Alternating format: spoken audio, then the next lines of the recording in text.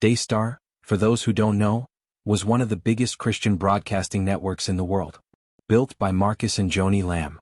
When Marcus passed away in 2021, suddenly and unexpectedly, questions started flying almost immediately. About leadership. About money. About family conflict. And those questions have not stopped since. Then came Jonathan and Susie Lamb, Joni's own son and daughter-in-law. And they came forward with something nobody was ready for. They said their daughter, a 5-year-old little girl referred to as Baby Lamb, disclosed something deeply disturbing. Abuse. And they said the evidence pointed directly at a close family member. Someone named Pete who also worked at Daystar. And it gets worse. Jonathan himself reportedly found Pete alone with Baby Lamb in her bedroom. Pause y'all. That's not something you can explain away. That is not something you brush under a rug and call a personal matter. And so Jonathan and Susie did the right thing. They filed a formal report with the Colleyville Police Department in Texas. This wasn't just a family argument anymore. This was now an official criminal investigation. Joni's counter story. Receipts. Now here is where it gets really important to pay attention. Because Joni Lamb, the matriarch, the head of Daystar, she did not respond with concern. She did not respond with, "Let's get to the bottom of this." She responded by building a counter-narrative. She went public and dismissed the whole thing as a personal problem between Jonathan and Susie. She painted Pete as someone who just loved Baby Lamb, who just wanted to spend time with her. She framed his behavior as innocent affection, and she kept stressing that the rest of the family, the whole family, had no concerns. That it was only Jonathan and Susie raising alarms. That unified front. That was the story Daystar pushed out to their loyal donors and viewers. And it worked. For a while. Because when you have a beloved institution behind you, people want to believe the comfortable story. But here's the thing about the truth. Pause. It doesn't stay buried. The letter. Because now, there are reports of a letter. And not just any letter. Reports of a letter allegedly written by Rebecca Lamb and her husband J.W. Weiss. Rebecca, that is Joni Lamb's daughter. J.W., that is her son-in-law. Insiders. People at the very center of this family and this institution. And what is this letter supposedly about? J.W.'s own eyewitness account. His own first-hand description of what he allegedly saw Pete doing with Baby Lamb. Specific descriptions, not vague, not second-hand, of physical behavior that goes way beyond normal family affection. Behavior that he found deeply troubling and deeply inappropriate for a child. And this account, if the reports are accurate, was allegedly sent directly to Daystar's board. Which means someone on the inside was raising alarm bells directly to the people in charge. Which means Joni Lamb's claim of family unity. Pause. That narrative starts to fall completely apart. But here's the problem. Now I have to be honest with y'all. And I mean fully honest. Because this is where we have to slow down and be responsible. As of right now, there is no publicly verified copy of this letter. None. Zero. There are YouTube videos about it. There are petitions about it. There is a whole lot of conversation about it online. But the actual document? Nobody has produced it publicly, and that matters. That matters a lot. Because we can talk about reports and claims all day long, and we should because this is serious, but we cannot treat unverified claims as confirmed facts. That's not honest. That's not righteous. And this story deserves honesty more than it deserves hype. That there's even a report that Jonathan Lamb himself posted that Rachel, another sister, told him there was no letter at all. So now you've got confusion on top of confusion. And the letter, if it exists, has not been handed over to the Colleyville police either. J.W. and his lawyer reportedly refused when investigators asked for it. Let that land a man who allegedly witnessed something deeply disturbing happening to a child. Who allegedly put it in writing. Who allegedly sent it to the board. And then when the police asked for that document, the answer was no.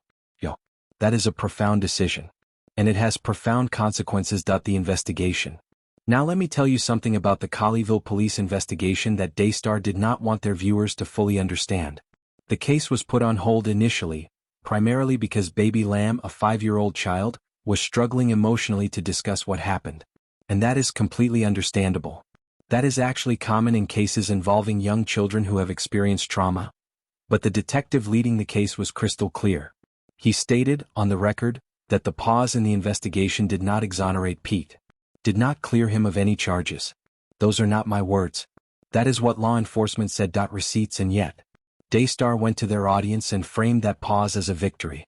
As vindication. As proof that Pete was innocent and the whole thing was over.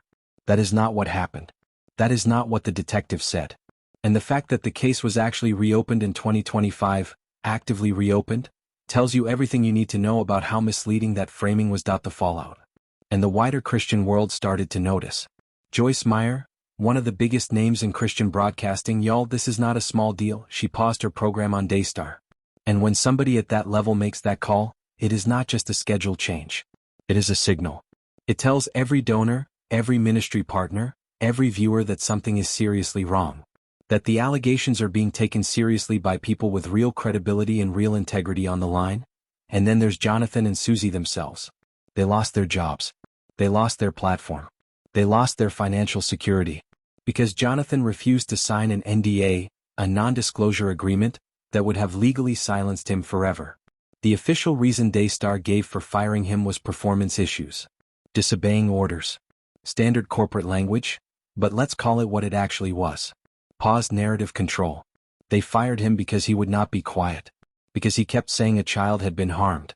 And that voice that was speaking for a 5-year-old little girl, was a threat to the institution. So they removed it. The deeper question.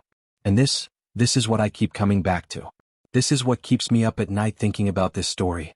Because what we are watching in real time is what happens when the family is the institution. When protecting the ministry and protecting the family are the exact same thing. When speaking the truth means losing your livelihood, your relationships, your place in the only world you've ever known. Rebecca and JW, if those early reports are right, they were shaken. They told Jonathan and Susie they would support them. They were on the right side of this. And then something changed. Quietly. Gradually. The public statements stopped. The support faded. And now they are on the other side of a wall of silence, and I'm not here to condemn them. Because I want you to think about what that kind of pressure feels like. Your family. Your legacy. Your livelihood. Your mother. The institution your whole life was built around. All of it pressing down on you, telling you to be quiet. Telling you this will all blow over. Telling you loyalty means protecting what was built. That is a heavy, heavy weight. But here's what I also know. Silence. When a child's safety is at stake, silence is not neutral. Silence is a choice. And every choice has a cost. The word. Scripture Proverbs 31 verse 8 says, "Speak up for those who cannot speak for themselves. Ensure justice for those being crushed." Baby Lamb was 5 years old. She could not speak for herself in a courtroom. She could not write a letter to a board. She could not go on YouTube and tell her story. She needed the adults around her, the ones who knew, the ones who saw, to speak for her, and that is the standard God holds us to. Not the standard of protecting the institution. Not the standard of keeping the donations coming in. Not the standard of maintaining the family image. The standard of speaking up for the one who cannot speak. And when we fail that standard, when we choose the institution over the innocent, we will answer for that. Not to a podcast. Not to YouTube. To God. Closing. So where does this leave us? The letter may still surface. The investigation is active. More may come out. And I'll be here when it does, not to sensationalize it, not to drag people through the mud for views, but to tell the truth. Because that's what this ministry is about. And because somewhere out there, Baby Lamb is growing up. And she deserves to know that somebody spoke her name. If you are someone who has been silenced by an institution, a church, a ministry, a family system, that told you to be quiet about something wrong, I want you to hear me. Your voice matters. What you know matters. And there are people who will stand with you when you decide to speak. The truth is coming out at Daystar. It always does. Pause, because God is not mocked. And He does not forget the children.